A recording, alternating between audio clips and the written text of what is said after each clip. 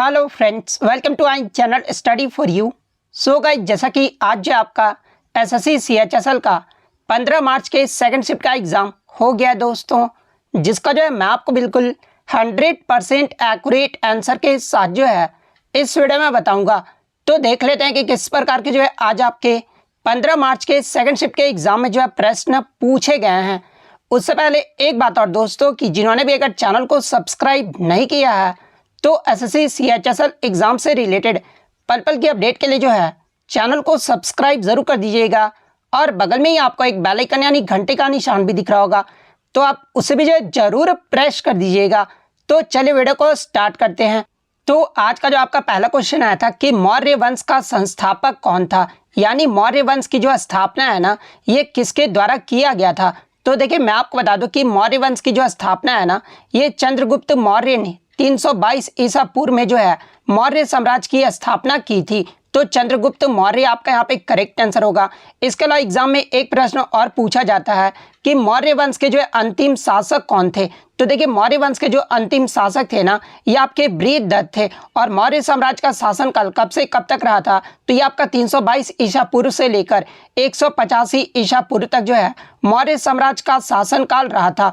और मौर्य राजवंश ने भारत पर जो है टोटल 137 वर्ष जो है वो राज्य किया था। तो ये फैक्ट भी आपको ध्यान में रखना है। और देखिए, मौर्य राजवंश के बाद आपका कौन सा वंश आया था, तो आपका जो है शुंग वंश आया था। और शुंग वंश की जो स्थापना है ना, ये पुष्यमित्र शुंग ने 185 ईसा पूर्व में मौर्य शासक के अंतिम राजा बृहद्रथ की हत्या करके जो है शुंग वंश की स्थापना किए थे। तो ये सारे फैक्ट जो आपको ध्यान में रखना है। नेक्स्ट क्वेश्चन आपका यहाँ पर आता है कि 2001 में बिस्मिल्लाह खान को जो है कौन सा पुरस्कार दिया गया था। तो देखिए, 2001 की बात कर ले तो बिस्मिल्लाह खान को जो है ये भारत रत्न से सम्मानित किया गया था। तो भारत रत्न आपका यहाँ पे करेक्ट आंसर होगा। इसके अलावा मैं आपको बता दूं कि 2001 में जो है लता मंगेशकर को भी जो है वो आपका भारत रत्न से सम्मानित किया गया था। तो ये फैक्ट भी आप ध्यान में रखिएगा। इसके अलावा एग्जाम में एक प्रश्न और बनता है कि बिस्मिल्लाह खां ये जो किस वाद्य यंत्र से संबंधित है। तो देखिए, बिस्मिल्लाह खां की बात कर ले तो ये आपके शहनाई वादक से संबंधित है। इसके अलावा इनके अन्य पुरस्कार की बात कर ले तो देखिए, बिस्मिल्लाह खां को जो है 1980 में पद्म विभूषण पुरस्कार से सम्मानित किया गया था। इसके अलावा इन्हें 1968 में जो है पद्म भूषण पुरस्कार से सम्मानित किया गया था। 1961 में जो है पद्मश्री से सम्मानित किया गया था। तो यहाँ से आपके एग्जाम में प्रश्न बन सकते हैं कि इनमें से ऐसे कौन से व्यक्ति हैं जिन्हें जो है चारों यानी भारत का सर्वोच्च नागरिक सम्मान से जो है वो सम्मानित किया जा चुका है। तो आप यहाँ पे देख सकते हैं कि उस्ताद बिस्मिल्लाह खां को जो है चारों पुरस्कार से, भारत के सर्वोच्च नागरिक पुरस्कार से जो है वो सम्मानित किया जा चुका है। इसके अलावा इन्हें 1956 में जो है संगीत नाटक अकादमी पुरस्कार से भी जो है वो आपका सम्मानित किया जा चुका है। तो ये सारे फैक्ट जो आपको ध्यान में रखना है। अगर यहाँ पर देखिए भारत रत्न की बात आ गई है, तो देखिए भारत रत्न की शुरुआत कब हुई थी। तो देखिए, भारत रत्न की जो शुरुआत है ना, ये आपका 1954 में हुआ था। और 1954 में जो आपका 3 व्यक्तियों को जो है भारत रत्न से सम्मानित किया गया था। तो ये सारे फैक्ट जो आप ध्यान में रखिएगा। और इससे प्रीवियस शिफ्टों में आपसे पूछा गया था कि 2014 में जो है किस भारतीय खिलाड़ी को जो है भारत रत्न से सम्मानित किया गया था। तो ये आपका सचिन तेंदुलकर को जो है 2014 में भारत रत्न से सम्मानित किया गया था। नेक्स्ट क्वेश्चन आपका यहाँ पर आया था कि भारत किस देश के साथ जो है सबसे लंबी सीमा साझा करता है। तो देखिए, भारत के स्थलीय सीमा की बात कर ले तो देखिए, भारत का जो स्थलीय सीमा है ना, ये आपका 15,106 किलोमीटर है। और भारत के जलीय सीमा की बात कर ले तो देखिए, भारत का जो जलीय सीमा है ना, ये आपका 7,516 किलोमीटर है। तो ये फैक्ट आप ध्यान में रखिएगा। इसके अलावा बात कर ले, भारत जो सबसे लंबी स्थलीय जो सीमा साझा करता है ना, ये आपका बांग्लादेश देश के साथ करता है। तो बांग्लादेश आपका यहाँ पे करेक्ट आंसर होगा। इसके अलावा एग्जाम में एक प्रश्न और बनता है कि भारत कितने देशों के साथ जो है स्थलीय सीमा साझा करता है। तो देखिए, भारत टोटल 7 देशों के साथ जो है ये आपका सीमा साझा करता है। और सबसे ज़्यादा जो सीमा साझा है ना, ये आपका बांग्लादेश के साथ करता है। और बांग्लादेश के साथ जो है आपका लंबाई पूछा जाता है तो 4,096 किलोमीटर जो है वो सीमा साझा करता है। सेकंड स्थान पे आपका चीन देश के साथ करता है। चीन के साथ जो है 3,488 किलोमीटर का सीमा साझा करता है। उसके बाद आपका पाकिस्तान के साथ करता है। पाकिस्तान का जो आपका ये सीमा साझा करता है वो आपका 3,323 किलोमीटर सीमा साझा करता है। नेपाल की बात कर ले तो नेपाल का 1,751 किलोमीटर करता है। म्यांमार के साथ जो है भारत 1,643 किलोमीटर का जो है सीमा साझा करता है। भूटान की बात कर ले तो भूटान से जो है भारत 699 किलोमीटर का जो वो सीमा साझा करता है। और 7वें पे जो आपका अफगानिस्तान है, अफगानिस्तान के साथ भारत जो है 106 किलोमीटर का जो है सीमा साझा करता है। तो ये सारे फैक्ट जो आपको ध्यान में रखना है। नेक्स्ट क्वेश्चन आपका यहाँ पर आता है कि अकबर के 9 रत्नों में से जो है संगीतकार कौन थे। तो देखिए अकबर के जो 9 रत्न थे ना, उनमें जो संगीतकार थे ये आपके तानसेन थे। और तानसेन को ही जो है मियाँ की उपाधि जो वो दिया गया था। तो तानसेन आपका यहाँ पे करेक्ट आंसर होगा। इसके अलावा बादशाह अकबर के 9 रत्न की बात कर ले तो देखिए ये जो आपके बीरबल थे ना, जो कि आपके अकबर के 9 रत्नों में से एक थे और ये आपके दरबारी विदूषक थे। इसके अलावा बात कर ले अबुल फजल के बारे में तो देखिए अबुल फजल जो है ये आपके अकबर के 9 रत्न में जो है ये आपके कालक्रम विशेषज्ञ थे। और अबुल फजल के द्वारा ही जो है ये आपका आईने अकबरी जो पुस्तक है ना, ये अबुल फजल के द्वारा लिखा गया था। इसके अलावा ये जो आपका फैजी था ना, ये दरबारी कवि था। महाराजा मान सिंह की बात कर ले तो ये आपके सेना सलाहकार थे। फ़कीर अजियाउद्दीन ये जो आपके सूफी गायक थे। मुल्ला दो पियाजा ये जो आपके बीरबल के मुस्लिम समकक्ष के रूप में जो है ये आपके इनका जो है चित्रित किया गया था। टोडरमल की बात कर ले तो ये आपके वित्त सलाहकार थे, क्योंकि टोडरमल से भी जो आपका पूछा जाता है तो ये आपके वित्त सलाहकार थे। अब्दुल रहीम खान एक खाना ये जो आपके हिंदू दोहे के जो है वो आपके लेखक थे। तो ये आपके अकबर के जो वो आपके 9 रत्न के बारे में जो है मैंने आपको बता दिया है। नेक्स्ट क्वेश्चन आपका यहाँ पर आता है कि 2021 से अभी तक जो है आरबीआई के वर्तमान गवर्नर कौन है। तो देखिए मैं आपको बता दूं कि 2021 से अभी तक जो है आरबीआई के जो गवर्नर है ना, ये आपके शक्तिकांत दास हैं। और ये जो आपके आरबीआई के 25वें गवर्नर है। तो शक्तिकांत दास आपका यहाँ पे करेक्ट आंसर होगा।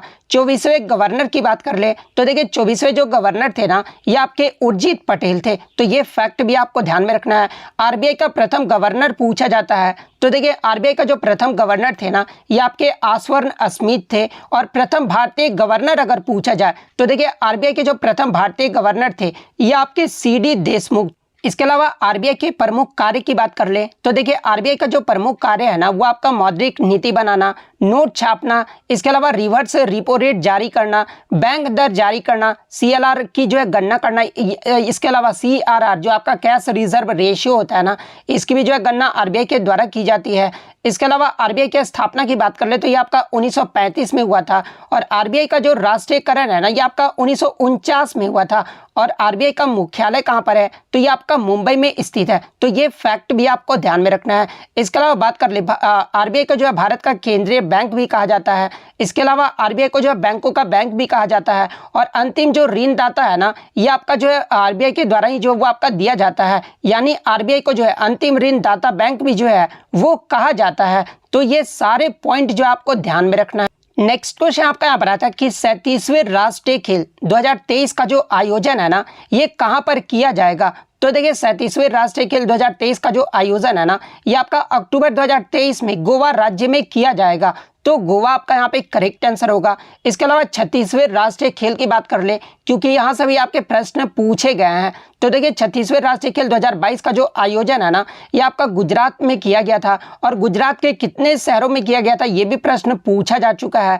तो देखिए गुजरात के 6 शहरों में जो है 36वें राष्ट्रीय खेल का जो है आयोजन किया गया था। इसके अलावा प्रीवियस शिफ्टों में एक प्रश्न और पूछा गया था कि 36वें राष्ट्रीय खेल में आपका जो है योगासन में स्वर्ण पदक जीतने वाली जो है पहली खिलाड़ी कौन बनी है। तो देखिए 36वें राष्ट्रीय खेल में ये जो आपका गुजरात की पूजा पटेल है ना, ये योगासन में स्वर्ण पदक जीतने वाली जो है पहली महिला एथलीट बनी है। तो ये नाम भी आपको ध्यान में रखना है।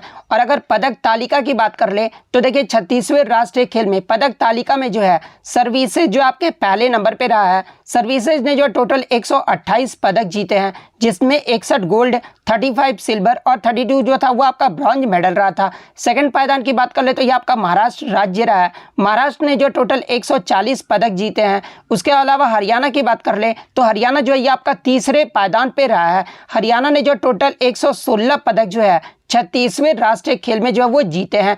इसके अलावा बात कर ले 35वां जो राष्ट्रीय खेल हुआ था ना, ये आपका 2015 में केरल में आयोजित किया गया था। तो ये सारे पॉइंट जो आप ध्यान में रखिएगा, क्योंकि मैं जितने भी पॉइंट आपको कराता हूँ ना, क्योंकि मैं टीसीएस का हर एग्जाम का एनालिसिस करता हूँ और हमें पता अच्छी तरह से पता कि टीसीएस जो है कहाँ से जो है वो प्रश्न पूछा जा सकता है। इसलिए मैं आपको बोलता हूँ कि डेली आप मेरा एनालिसिस जो है वो जरूर देखा कीजिए और सभी बच्चों को जो वो शेयर जरूर किया कीजिए। नेक्स्ट क्वेश्चन आपका यहाँ पर आया था कि कंप्यूटर कंप्यूटर के किस पीढ़ी में जो है ट्रांजिस्टर का उपयोग किया गया था। तो देखिए ट्रांजिस्टर का जो उपयोग है ना, ये कंप्यूटर के दूसरी पीढ़ी में जो वो आपका किया गया था, तो सेकंड जनरेशन आपका यहाँ पे करेक्ट आंसर होगा। बात कर ले पहली पीढ़ी में जो है किसका प्रयोग किया गया था, तो ये आपका वैक्यूम ट्यूब का प्रयोग किया गया था। तीसरी पीढ़ी की बात कर ले तो इसमें आपका इंटीग्रेटेड चिप का जो है प्रयोग किया गया था। और फोर्थ पीढ़ी में जो आपका माइक्रो प्रोसेसर का उपयोग किया गया था। और पांचवी पीढ़ी में जो आपका आर्टिफिशियल इंटेलिजेंस का प्रयोग किया गया था। और वर्तमान में जो आपका पांचवी पीढ़ी जो है वो चल रहा है। तो ये पॉइंट भी आप ध्यान में रखिएगा। नेक्स्ट क्वेश्चन आपका यहाँ पर आता कि हमारे संविधान के किस अनुच्छेद में जो है मंत्रिपरिषद के गठन के बारे में उल्लेख किया गया है। तो देखिए मैं आपको बता दूं कि अनुच्छेद 74 के तहत राष्ट्रपति की सहायता और सलाह देने के लिए जो है मंत्रिपरिषद का जो वो गठन किया गया है। तो मंत्रिपरिषद के गठन से संबंधित कौन सा अनुच्छेद है, तो ये आपका अनुच्छेद 74 है। तो अनुच्छेद 74 आपका करेक्ट आंसर होगा। इसके अलावा अनुच्छेद 75 की बात कर ले तो इसमें आपका कहा गया कि राष्ट्रपति के द्वारा प्रधानमंत्री की नियुक्ति की जाएगी और प्रधानमंत्री की सलाह पर जो है राष्ट्रपति अन्य मंत्रियों की नियुक्ति जो है ये आपके अनुच्छेद 75 में उल्लेख किया गया है। तो ये पॉइंट भी आप ध्यान में रखिएगा। नेक्स्ट क्वेश्चन आपका यहाँ पर आता है कि नाम्बिया से आपके जो 8 चीते भारत में लाए गए थे ना, जो कि आपके कूनो नेशनल पार्क में जो है इसे रखा गया था। तो पूछा ये गया था कि ये जो आपका कूनो नेशनल पार्क है ना, ये किस राज्य में स्थित है। तो देखिए कूनो नेशनल पार्क की बात कर ले तो ये आपका मध्य प्रदेश के श्योपुर जिले में स्थित है। तो मध्य प्रदेश आपका करेक्ट आंसर होगा। जिला अगर पूछ ले तो श्योपुर जिले में स्थित है। नेक्स्ट क्वेश्चन आपका यहाँ पर था कि भारतीय संविधान का कौन सा अनुच्छेद जो है यह घोषणा करता है कि भारत के पूरे क्षेत्र में व्यापार, वाणिज्य और संभोग से जो वो मुक्त होंगे। तो देखिए अनुच्छेद 301 में ये घोषणा किया गया है कि भारत जो पूरे क्षेत्र में व्यापार, वाणिज्य और संभोग से जो वो आपका मुक्त होगा। तो अनुच्छेद 301 आपका करेक्ट आंसर होगा। नेक्स्ट क्वेश्चन आपका यहाँ पर आता कि अंतरिक्ष में जाने वाली पहली भारतीय महिला कौन थी। तो देखिए अंतरिक्ष में जाने वाली जो पहली भारतीय महिला थी ना, ये कल्पना चावला थी। तो कल्पना चावला आपका यहाँ पे करेक्ट आंसर होगा। इसके अलावा मैं आपको बता दूं कि कल्पना चावला ये जो है किस राज्य से संबंधित थी, तो ये आपका करनाल हरियाणा राज्य से संबंधित थी। इसके अलावा मैं आपको बता दूं कि इनका निधन के बारे में पूछा जाता है। तो देखिए कल्पना चावला का जो निधन है ना, ये आपका 2003 में कोलंबिया अंतरिक्ष शटल हादसे में जो है इनका जो वो निधन हो गया था। तो ये फैक्ट भी आप ध्यान में रखिएगा। इसके अलावा एग्जाम में एक प्रश्न और पूछा जाता है कि अंतरिक्ष में जाने वाली अमेरिका मूल की दूसरी भारतीय महिला कौन थी। यहाँ पर अमेरिका मूल की दूसरी भारतीय के बारे में पूछा गया है। तो देखिए मैं आपको बता दूं कि अमेरिका मूल की दूसरी जो भारतीय महिला थी ना अंतरिक्ष में जाने वाली, ये आपका शिरीषा बंदला थी। तो ये फैक्ट भी आप ध्यान में रखिएगा। और पहली अमेरिकी मूल की भारतीय कौन थी, तो ये आपका सुनीता विलियम्स थी। तो ये फैक्ट भी आपको ध्यान में रखना है। इसके अलावा अगर पूछा जाए कि अंतरिक्ष में जाने वाले पहले भारतीय कौन बने थे, तो देखिए अंतरिक्ष में जाने वाले पहले जो भारतीय बने थे ना, ये आपके राकेश शर्मा बने थे। और राकेश शर्मा जो है ये कब गए थे, तो ये आपका 2 अप्रैल 1984 को गए थे। तो ये सारे पॉइंट जो आप ध्यान में रखिएगा। नेक्स्ट क्वेश्चन आपका यहाँ पर था कि when was Raja Raja Chola become king, यानी राजा राजा चोल जो है ये राजा कब बना था। तो देखिए ये जो आपका राजा राजा चोल था ना, ये 985 ईस्वी में जो है ये आपका जो है राजा बना था। और इनका जो कार्यकाल रहा था वो 985 से लेकर 1014 तक जो है ये आपके सत्ता जो है वो संभाले थे। तो 985 आपका यहाँ पे करेक्ट आंसर होगा। इसके अलावा बात कर ले आपका जो है चोल वंश के संस्थापक कौन थे, तो देखिए विजयालय जो थे ये आपके चोल वंश के संस्थापक थे। और विजयालय का जो आपका शासन काल है ना, ये 850 से लेकर 870 ईसा पूर्व तक जो है इनका शासन काल रहा था। नेक्स्ट क्वेश्चन आपका यहाँ पर आता है कि which enzyme plays an important role in fat digestion, यानी कौन सा एंजाइम जो है वसा पाचन में महत्वपूर्ण भूमिका निभाता है।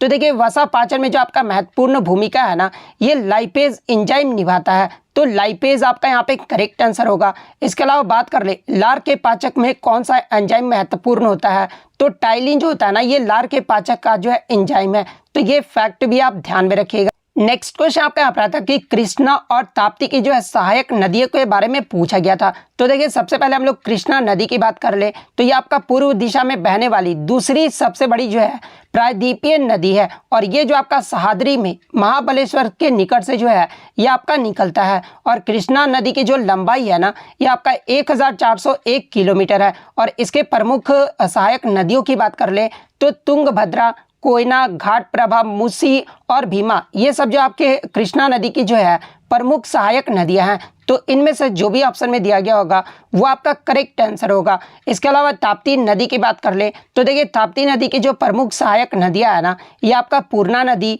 गिरना नदी, पंजारा नदी, वाधुर नदी, बोरी नदी और अनर नदी, ये सब जो आपके ताप्ती नदी के सहायक नदियां हैं। तो ये इनमें से जो भी ऑप्शन में दिया गया होगा वो आपका करेक्ट आंसर होगा।